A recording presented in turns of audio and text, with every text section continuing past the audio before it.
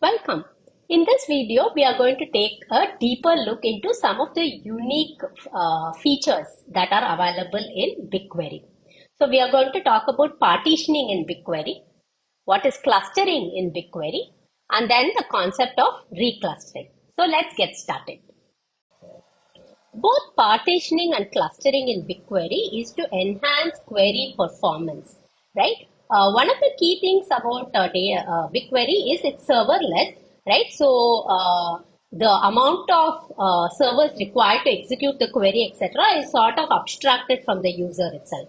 So partitioning is a way in which you can split a very big table into multiple segments, right? A partition table is a special table that is divided into segments called partition, which makes it easier to manage and query data.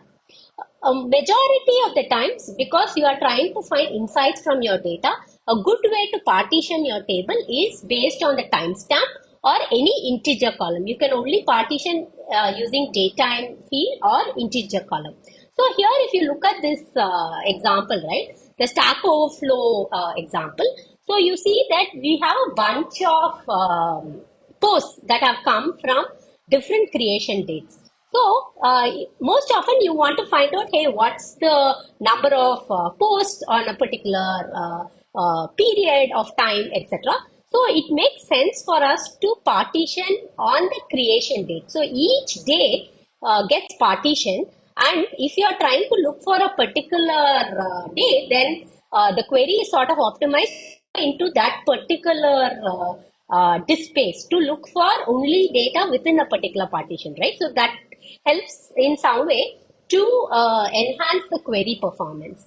So this, of course, one caveat about it is partition and clustering, which we'll see next. Both of it works very well only when you have a really big data set, more than 1 GB.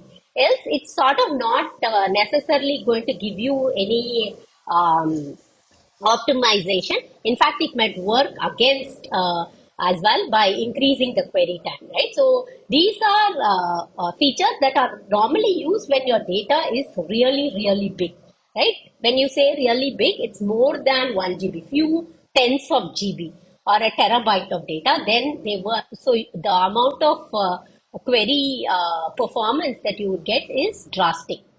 And of course, it partitioning also would the field on which you partition would depend on what kind of queries you are running often, right? So most often, because you tend to load your data set on a time basis, either daily, hourly, or monthly basis, right? Depending on the nature of data, there is a higher tendency to partition your tables using date time format. Here again, we are just listing down what are the different formats in which columns on which you can partition. So you can partition using time unit column, date time column, your ingestion time, right? So when you are ingesting any of the integer values, partition based on them. So when using time unit or ingestion time, by default, it's a daily partition that happens. But let's say the rate at which your information comes in, particularly if you are looking at a very high information source like an IoT channel or etc., you can also do hourly partition, right? Or you can do monthly or yearly. In BigQuery, there is a limit on number of partitions. So the maximum number of partitions that can be had in a particular table is only 4,000. So what about the rest of the fields, right? So we talked about, hey, you can partition on your date time and your numerical fields, but what about other categorical fields? So clustering enables the database to store similar data close together.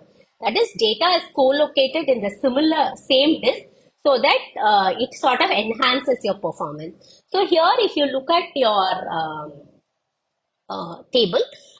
So again, the Stack Overflow table. So the data table is first partitioned on the create date. So you can see there was three different partitions in different colors.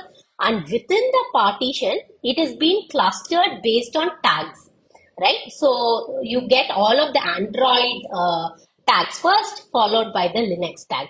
So this also helps in query performance. So usually we tend to cluster columns which have high cardinality, right? So you have uh, um, where you have tags which have high count values and non-temporal columns, right? So because temporal columns, it's better to use it for partitioning. So you can sort of combine partitioning and cluster together in a BigQuery data set. So let's try and understand some of the properties of clustering. So columns that are used to cluster are essentially used to co-locate related data, right? So for example, in the previous example, we looked at the tags. So all questions corresponding to Android are sort of related, so they tend to be co-located in a particular disk space. The order of the specified columns are important as it determines the sort order of the data. So you can cluster on more than one column, right? So, but the order makes a lot of difference because it determines the how you're within the partition table, how your rows are ordered. So clustering greatly improves filtering of query and doing aggregate queries. So you can see that the time element required. So here again, to quickly point out, both partitioning and clustering um, do a lot of saving in terms of big data, right? When your data is truly big. So if your data is not to that level, if the volume is not as much, then they don't necessarily give you a lot of performance. So greater the table size, more the performance improvements, right? You can actually get a feel for it. So you can specify up to 4 clustering columns. 4 columns can be used for clustering. So what are the kind of columns that can be used? Clustering columns must be top level, non-repeated columns. So it can be date, boolean, your integer, numeric, string, timestamp, datetime, etc. So here we are going to compare partitioning process and the clustering process that's done by big data. Clustering, the cost benefit is unknown, whereas when you partition, you can actually get an estimate of how much the time the query is going to, or how much data the query is going to use, right? So the cost is sort of upfront known. In clustering, you need more granularity than partitioning alone allows, right? So in partitioning, you need partition level management. Clustering, your queries normally use filters or aggregation against multiple particular columns, whereas partitioning is for more of filter or aggregate on a single column. Right? Then clustering, as we saw already, works when the cardinality of the values in that particular column are large. So now we'll discuss some of the use cases where clustering is preferred over partitioning. All right, clustering is preferred over partitioning when the partitioning results in a very small amount of data per partition.